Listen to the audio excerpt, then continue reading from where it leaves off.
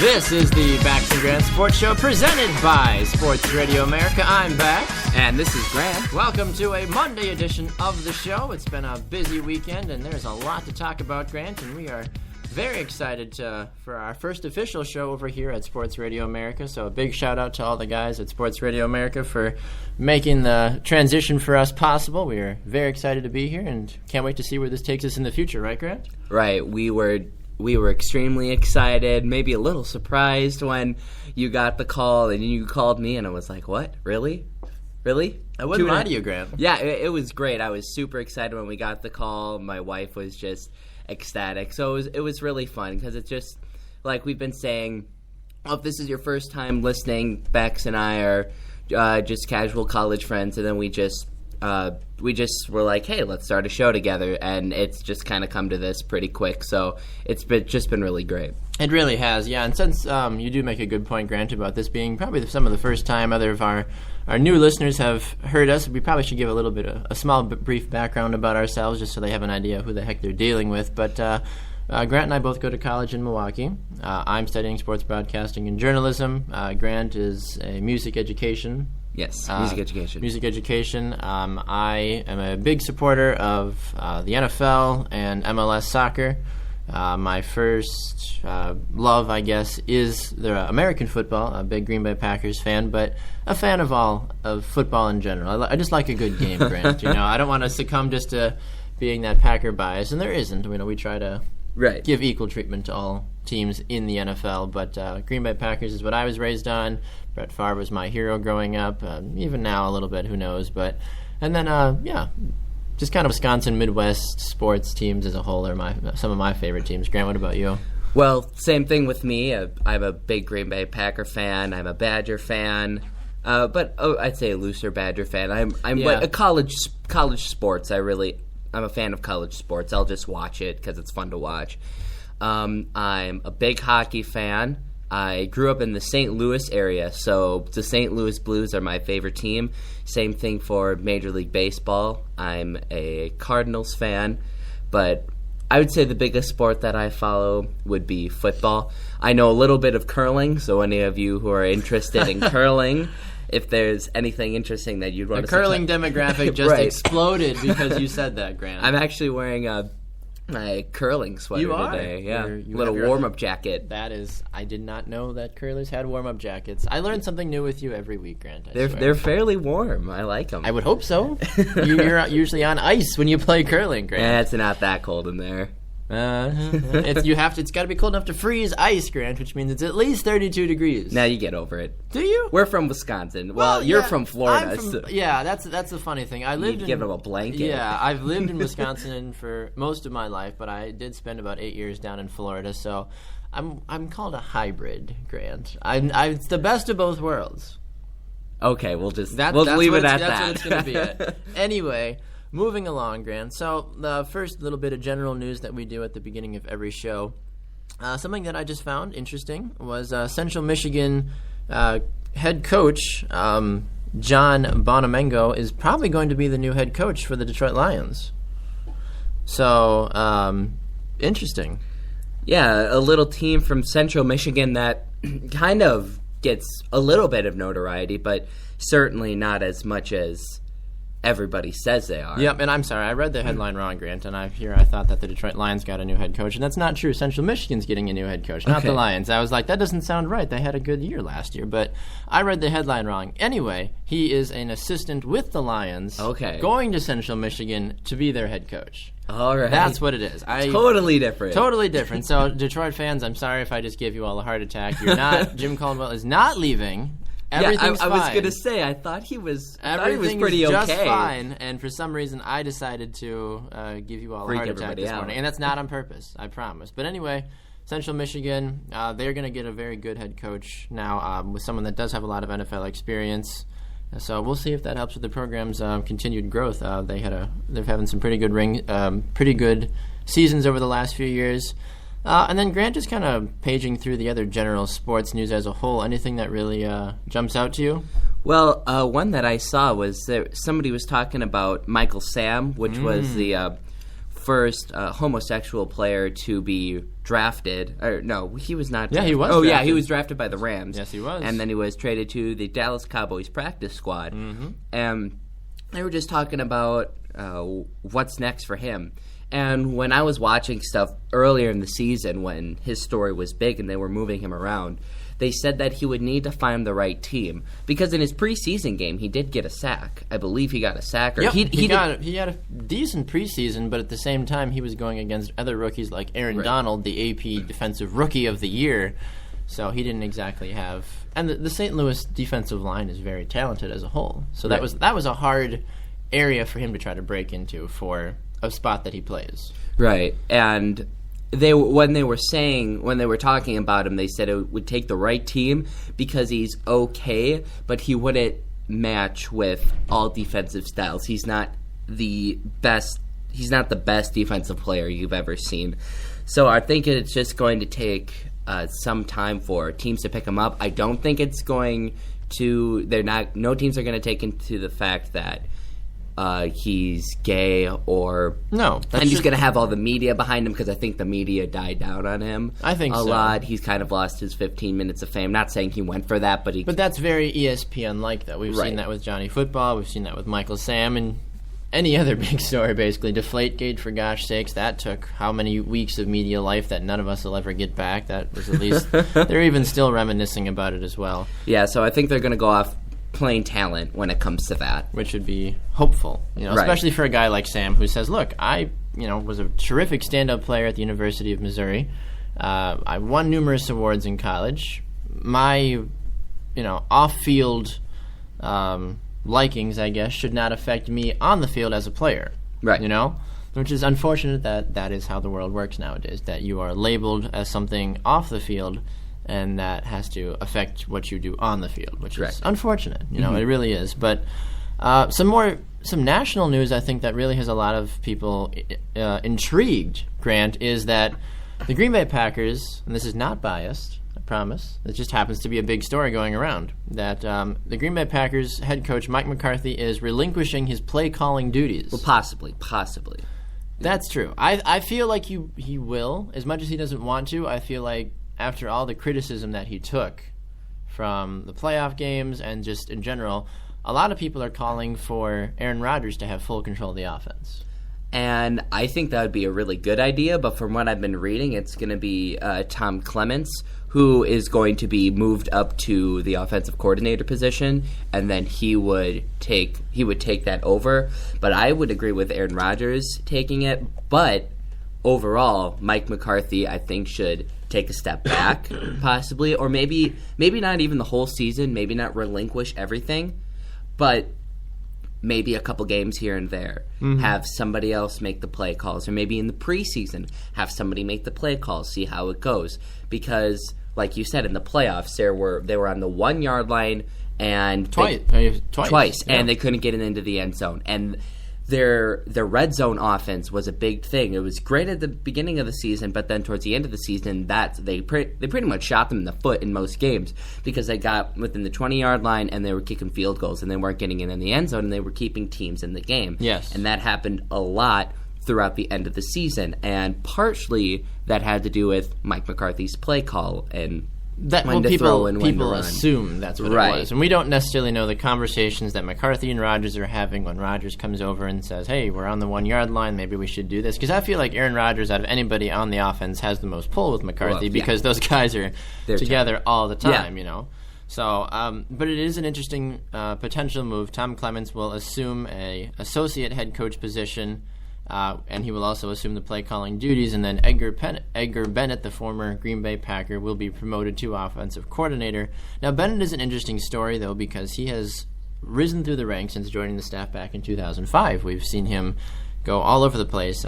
He was a running backs coach, he was a wide receivers coach, and now he's the offensive coordinator. So you've really seen the development of Bennett as a coach and how much the organization trusts him and continues to want to work with him. And some of that might have to do with the fact that he is a former Packer player.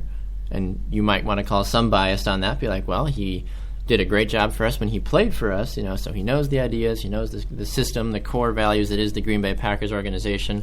let's see what happens with him and kind of go from there. Right, and I don't see anything that's wrong with that, really. If you know a person that works really well with the organization, and like you said, they know how the system runs, they know how the players work, how they're supposed to behave, even the town, how the city works, because Green Bay is the smallest football town in the National Football League, so you interact a little bit more with the town, especially since the fans are the owners, that there's not a single person that owns the NFL. It's pretty much a bunch of these people in Green Bay and in the state of Wisconsin and all around the United States. So you really have to.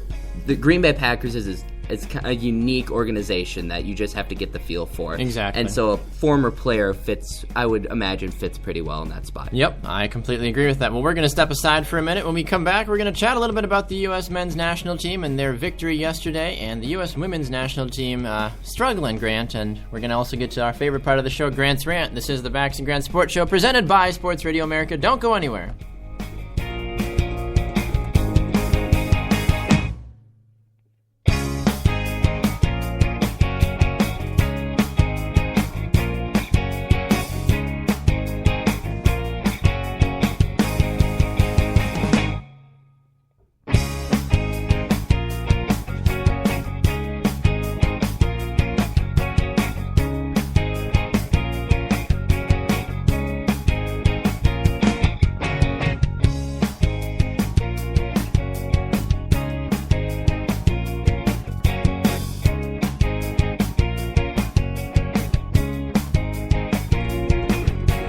Welcome back to the Bax Grant Sports Show, presented by Sports Radio America. I'm Bax. And this is Grant.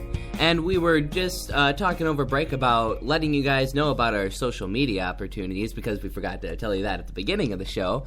So we are on Facebook, Bax Grant Sports Show. We are on Twitter as the BG Sports Show, I believe, at BG Sports Show. We are on iTunes, as long as we're also on Spreaker at 9 a.m. on Mondays, Wednesdays, and Fridays at 9 a.m. every day. And am I forgetting anything? No, I think you're good. I mean, obviously the big one is you can check us out on the Sports Radio America network. We will be broadcast on their network over the lunch hour. So you'll be able to hear this show on repeat 3 times a day, Monday, Wednesday, Friday. So that will be a big thing. You can also hear us on TuneIn Radio as well, because that's where and Live 365, where Sports Radio America does publish a lot of their broadcasts. So, Grant, moving into a sport very near and dear to my heart is soccer. Or football, depending on where you are from around the world. I don't know how to say it in different languages, so we're just going to call it soccer because we're American. The way it works, Grant, is that the U.S. men's national team finally got a chance to play their first international friendly in the United States this season. They finally were able to get a win. They got their first win. It's similar to, on an international scale, think of it similar to like a division that you would have in baseball or basketball, something of that nature. You have to go through your group stage to get out to qualify for World Cup, for other tournaments of that nature. So this was just an international friendly, but the U.S. men's national team captured a 2-0 victory yesterday at the StubHub Center in Carson, California. Now, the U.S. had their two of their pinnacle players score yesterday. Clint Dempsey, which is a man among boys, usually is how it works. He is just a terrific player, prolific striker. And then Michael Bradley, who's had some form issues as well. But he had a fantastic goal, because if any of you have seen the kick, you would agree with me, but it was from a corner kick. Yes. And he just floated that in the upper right corner, and I don't know if the goalie kind of got distracted by the business in front of the net, but he just put that in the most perfect position that nobody could get to it. Probably one of the best goals I've seen in a long time, and that the official soccer term for it is called an Olympico, just because it is. It's unheard of, and it's just the pure spectacularness of what happens with that shot. Like, he was, if you're looking at a soccer field, he was in the top left corner of it, I guess, or the bottom left corner if you're looking at a soccer field, and he swung it in from the corner, like you said, Grant, and it somehow managed to sneak in the far post upper 90 corner, and just, I don't even know if he believed it. After he scored the goal, he just was kind of putting his arms out like, all right, I'm the man, come at me. Give me the ball. Yeah, where it's like, wow, okay. And then we saw Clinton Dempsey later on. That goal for Bradley was in the 27th minute, and then we saw Clinton Dempsey register a goal in the 37th minute off a beautiful pass from U.S. men's national team newcomer Giassi Zardes, a LA Galaxy product. So that was nice that an LA Galaxy player got a chance to play for the U.S. men's national team in the Galaxy's home stadium, Grant. So that's that's nice. And he's a younger guy too. He's I don't even know if he's over 21 yet. And he had a nice haircut too. He does. He's very.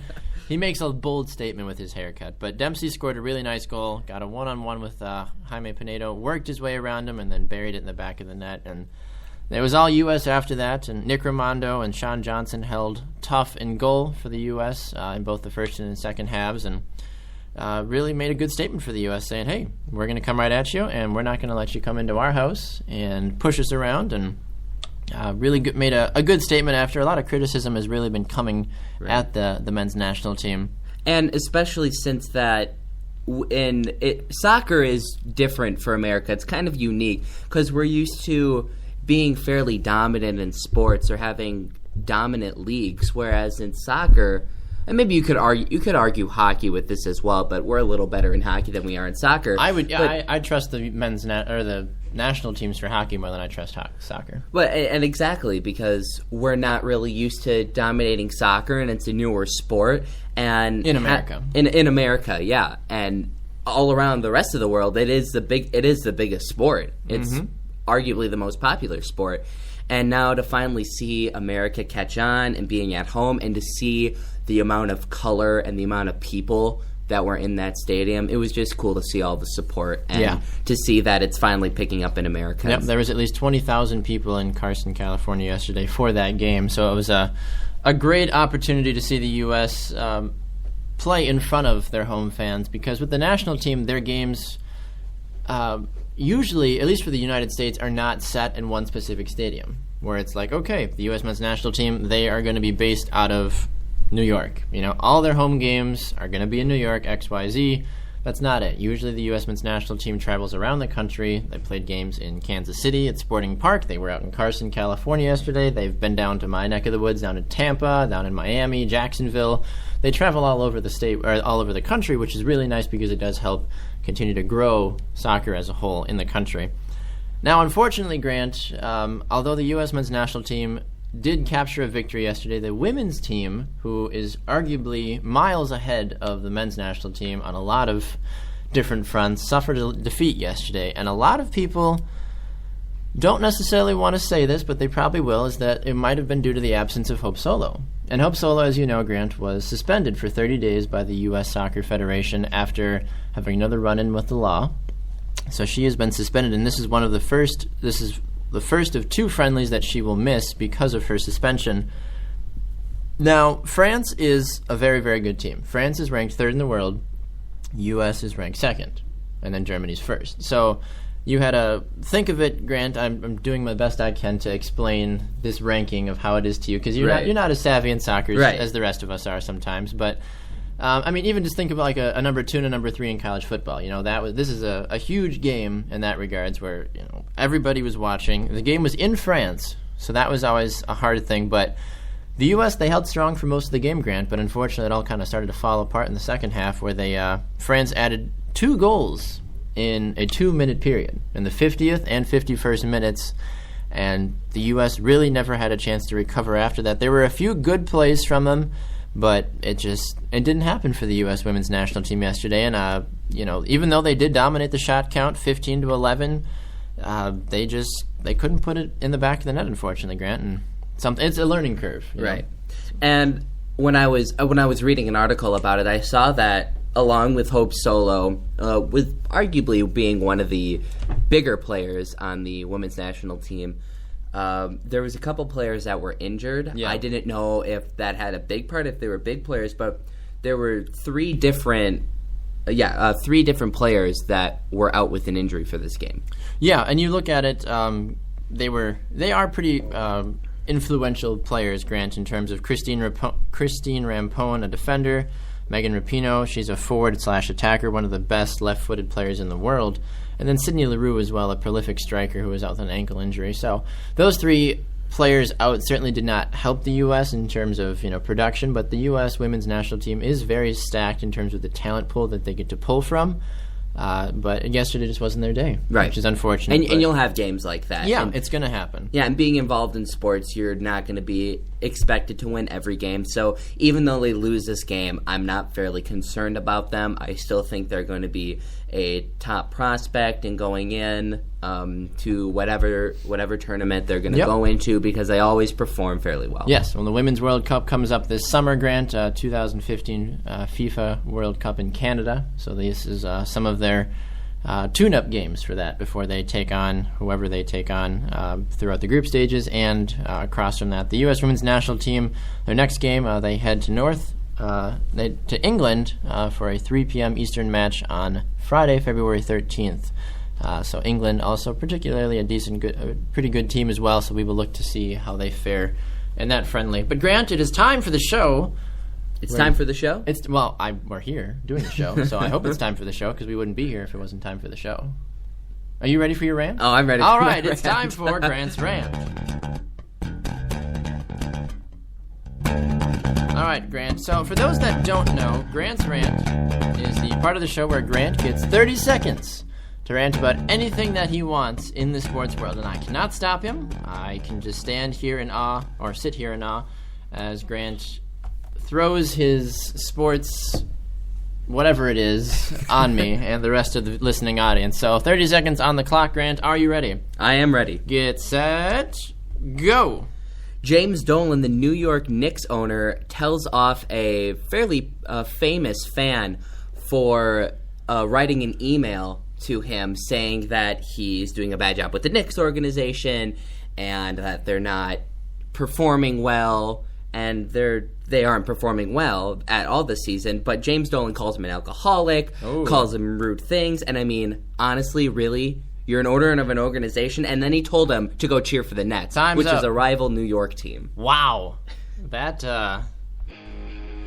my goodness. Okay. Somebody was not using their head. I guess not. You don't tell someone to go cheer for an opposing team. Especially when you're the owner. Yeah. It's just going to send an even worse image. I agree, he might have been angry, but that was not the way to handle the situation. That is not. That's a lack of professionalism on his part, certainly, Grant. But we're going to take another break. When we come back, we got some NHL stuff, and what the heck's going on down in Cleveland, Grant? We're going to chat about that next. This is the Bax Grant Sports Show.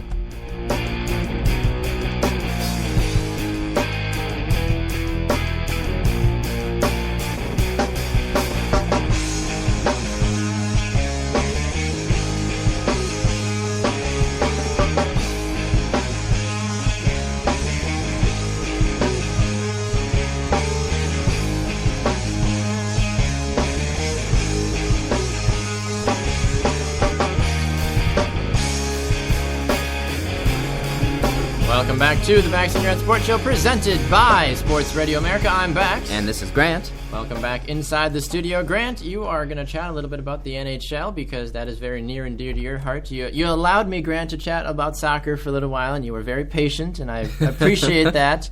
But it's a learning process, Grant. You bestow some hockey knowledge on me. I bestow a lot of soccer knowledge on you. It's a fair trade. One of these days, we're going to finally catch on and be like, I get what you're saying there. I know what you're doing, But, all right, Grant, what's going on in the world of hockey? All right, so I'm going to just touch on a few things with the playoffs, how the playoff standings are looking. The playoffs, Grant, already? Already. We're getting kind of close. It was just the All-Star break yesterday. It's getting... Well, not yesterday, but... a couple weeks ago. The Miracle on Ice just happened, Grant. I don't understand. Oh, yeah, it just happened the other day. See, this is how much Baxter knows about hockey. Is Gretzky still playing? I love Gretzky. Yeah. I want to get him on my fantasy team this year. Yeah, he's with the Buffalo Sabres. Oh, perfect. I'm picking him up. But yeah, anyway, what I did want to talk about first, though, was the Canadiens played the Boston Bruins the other day and beat them 3-1. Woo! And I just wanted to talk a little bit about that game, because the Bruins, having they had a dominant season last year, are not having that great of a season this year, now at 28-18-7 with 63 points. And this game was interesting to me because they're in... the Bruins are chasing the Canadiens for a better playoff spot right now. And it was actually a fairly close game. Price, the Canadiens goaltender, had 34 saves with a .971 save percentage. Holy cow. He was on fire the other night. Because I was watching the game, and the Bruins were just firing everything on net. They had fantastic scoring positions. There was a couple times actually when Price was out of the net, and the Bruins were just firing pucks at the net, and Canadian players were just stepping up and making huge saves. Oh, wow. So that's commitment right there. Yeah, it was a fantastic game. You really can't even blame the Bruins. And the one goal that they got, they just had to fight for it. It was even kind of, you would say, a little fluky goal that happened off of a bounce and just got across the goal line. They reviewed it because it was originally waved off. Then they reviewed it and said it was a goal. But it was a really fluky goal, and it was really all the Bruins could do. But my big concern with them in this game was the fact at the very end, it was 2-1, and they were able to pull their tender with about a minute and a half left. And then, so they had a 6-5 man advantage for a minute and a half. They didn't generate a single shot. Wow. They could not get a shot on Price at all. And eventually the Canadiens were able to and this was kind of fluky too. I think he flicked it just down and it deflected. It was kind of weird how it happened, but the guy just flicked it down the ice, and he was able to score the empty net goal. So, I mean, that was kind of a fluke as well, but the Boston Bruins weren't able to generate any offense on that 6-on-5 opportunity when I thought they were going to go and score and tie up the game. They had all the momentum. They were playing well for most of the game, and I feel like they kind of let it up in that last minute and a half. And that's kind of unfortunately how hockey goes at times, too, where you can have a lot of the momentum, but if that opposing goalkeeper's having a one-star game like he is, in a good way. It's funny how one star is a good thing, not a bad thing in hockey. Right. You hear a one-star performance, you're like, well, they must have not done that well. But no, in hockey, it's a whole nother game. But 34 saves, like you said, Grant. And it's funny because as a casual hockey fan like myself, you hear 34 saves and you're like, wow, the defense must have been awful, But at the same time, that's what hockey is. It's not uncommon to have, 20-plus shots on goal a game because that's what hockey is. It's so fast-moving. But tell us, Grant, how you were a little blue this morning, Grant. You might even say you would be from St. Louis with how blue you were. Talk about your St. Louis Blues and what's going on. Pardon my awful pun, but the St. Louis Blues, Grant. What's going on down yonder in St. Louis? Well, they just dropped their second game straight against they just lost to the Blackhawks the other day. It was actually pretty close. It was 3-2, and then the Blackhawks got an empty netter at the very end of the game to make it 4-2 in St. Louis, and that means that the Blackhawks got 2 points up on the Blues, and the Blues just dropped a couple points now because Nashville won the other day, and now the Blues lost. So now I believe that they are 4 points behind them now. And you were a little upset about because you were looking at the playoff rankings about who St. Louis would have to play if the playoffs started today, right? If I'm reading this right, because it was a little weird. I'm not really understanding it completely, but as it looks like the Blues are going to have to play the Blackhawks if the game happened today. Yeah. If the playoffs started today, that looks like who they would be playing. Ooh. Which that's who they played last year, and that's who ended up kicking them out of the playoffs, which was unfortunate because the Blues were having a fantastic season until the last couple games. They lost their last 6 straight, dropped out of contention for the President's Trophy. They had a lot of key injuries, and it was a tough-fought series with the Blackhawks. I believe the first game went into double overtime, and all but one game went into overtime, and I think the Blues took the Blackhawks to 6 games. Wow! So it was a very close series. Sure, yeah. And so it was a tough one to lose. So I was hoping that there would be a little easier first round for the Blues. But no, it looks like as of right now they're going to be playing the Blackhawks. And so Chicago's that's no walkabout team either. They're gonna bring the pain no matter if they're the 1 seed or the 47th seed, for goodness sakes. They're gonna pound you. They're a very physical team. They are. But Any other exciting news from your hockey realm, Grant? Well, I just wanted to go over we were talking about the playoffs. I just wanted to go over the wild card situation and who has seeds right now and everything like that. So we're going to start off on the Eastern. We'll go with Atlantic right now. The top 3 teams would be Tampa Bay winning it, along with the Canadiens and Detroit of all teams. They've been kind of bringing it up from the last couple of seasons. I know that Detroit is always revered as a better team, but they haven't had the best couple of seasons, so it's good to see them finally producing. And then in the Metropolitan, you have the Islanders, Pittsburgh, and then Washington. And in the wild card right now, you have the New York Rangers with 65 points and the Boston Bruins with 63 points.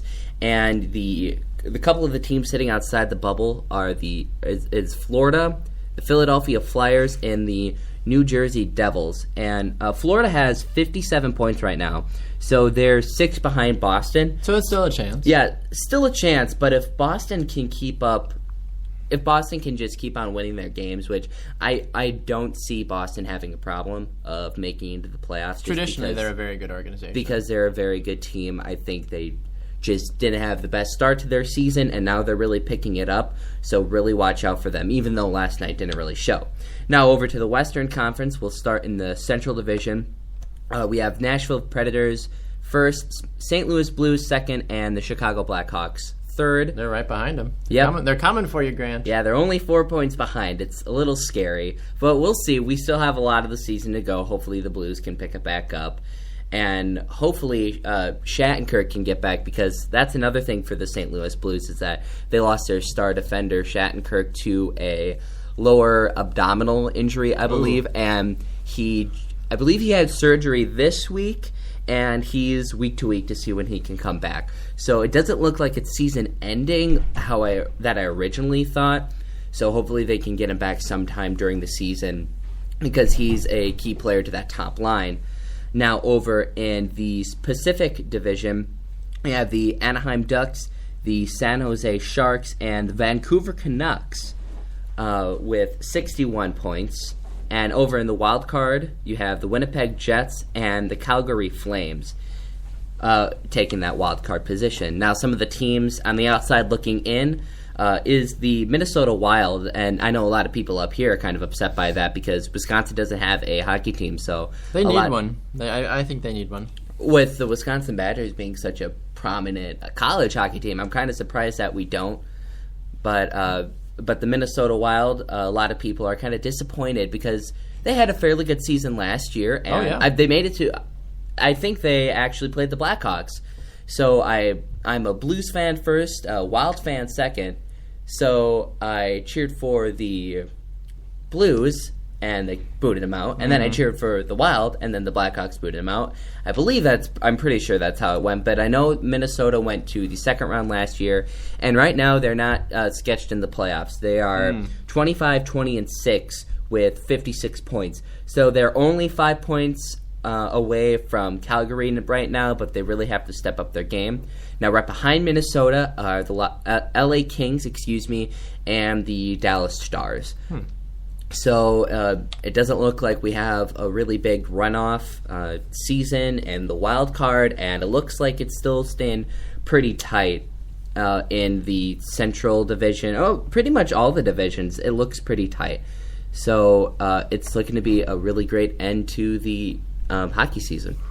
Yeah, so we'll definitely see how the NHL season ends up. They always have a pretty exciting finish to their standings and their season. But Grant, one other interesting story going on right now is the Cleveland Browns, and they have been pretty much a hot mess all off season. Right. They probably had the worst beginning to the off season that I can ever imagine a team going through, and I've been saying it's kind of unfortunate because the Browns have never really been a competitive team. No. And then this last season, I don't know if they surprised a lot of people, or if they did. They kind of surprised me because I didn't expect the Cleveland Browns to do anything. I was surprised. And then they come out and they became a playoff contending team until the last couple of weeks, until they pretty much self-destructed. Yeah. But a lot of that had to do with Johnny Manziel, though. Right.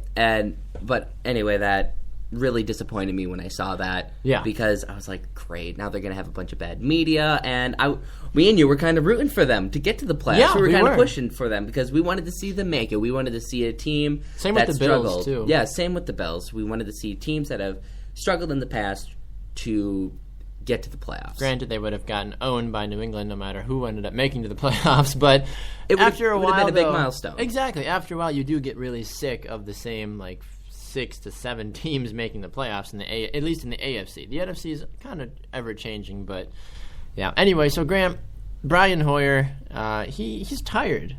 He's tired of Cleveland. He's tired of all of their nonsense going on. He's tired of Josh Gordon. He's tired of Johnny Manziel.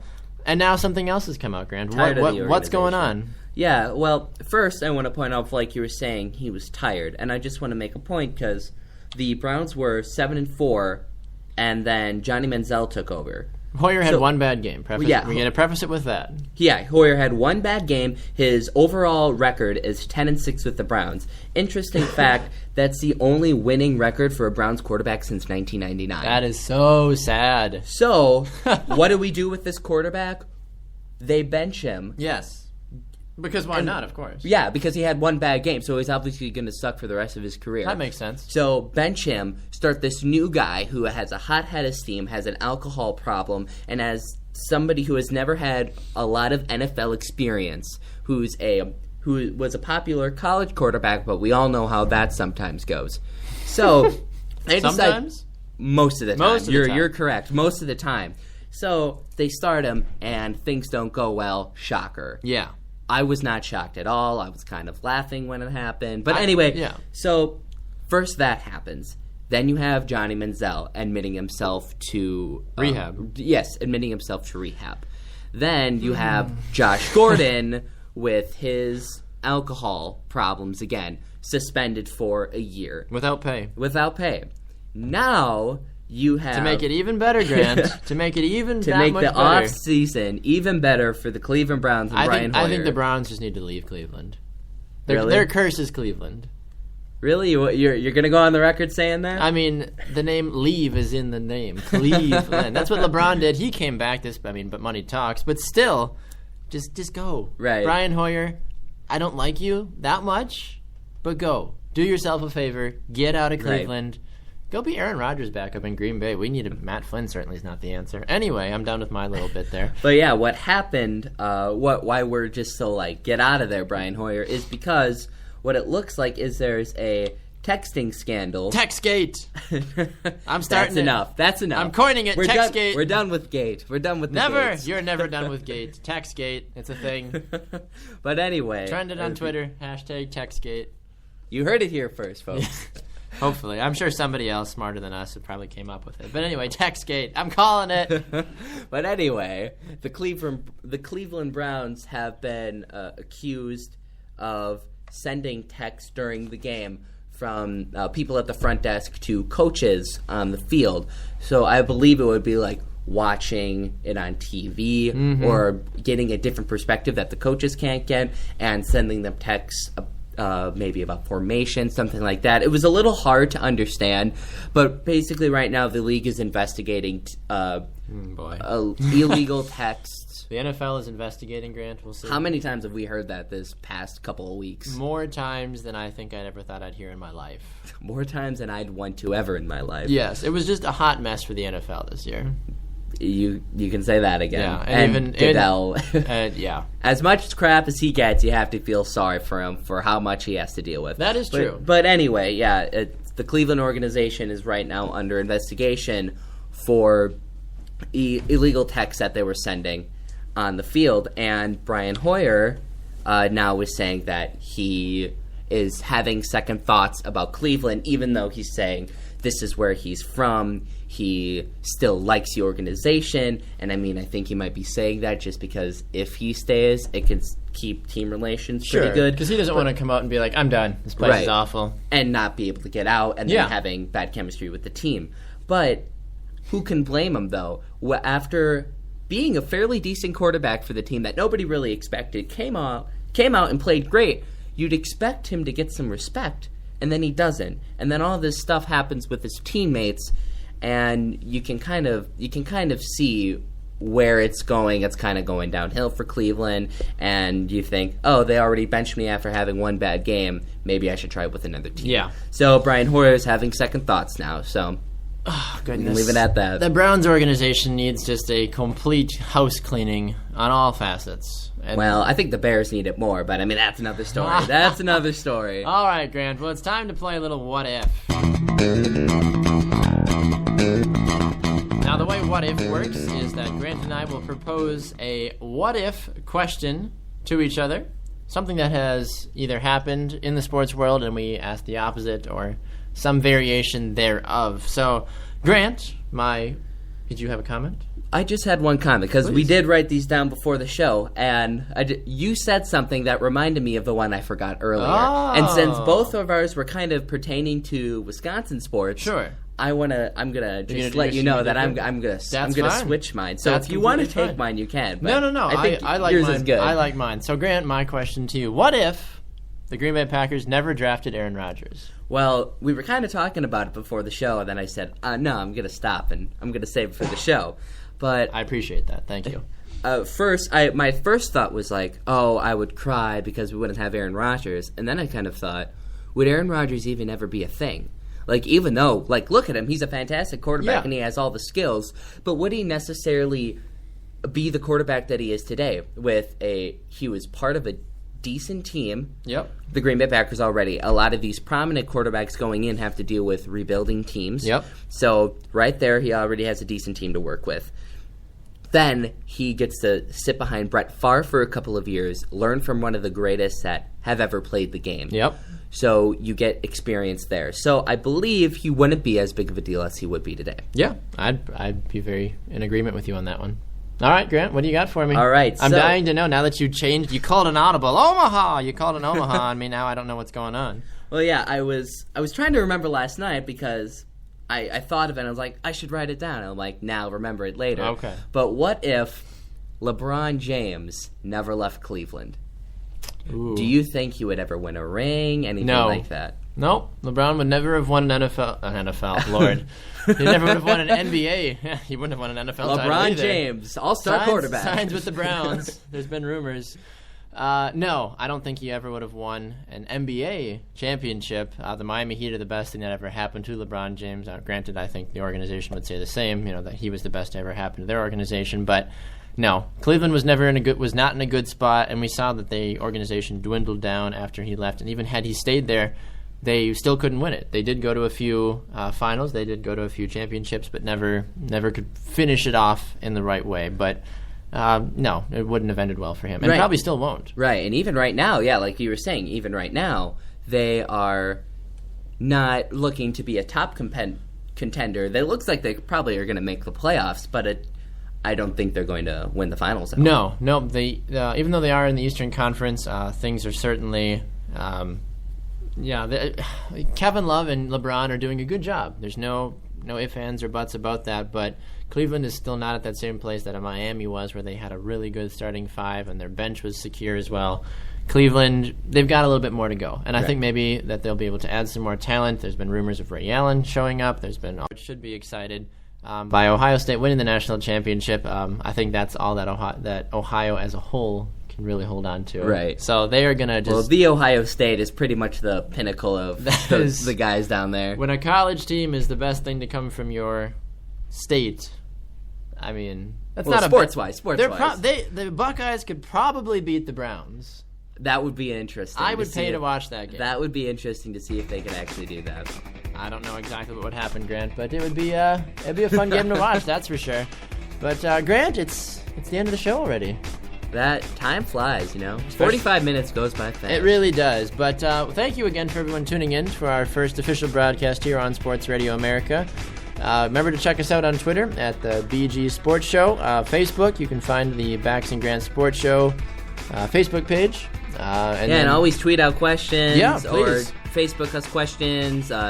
trivia, because we do trivia sometimes. All the time. Anything, if you'd be interested to talk about want us to talk about a certain topic, certain sport, just let us know. We're always on social media willing to talk to you guys. Yes, definitely. So, for all of us here at the Bax Grant Sports Show, I'm Bax. And this is Grant. We will see you all on Wednesday. Have a great rest of your day.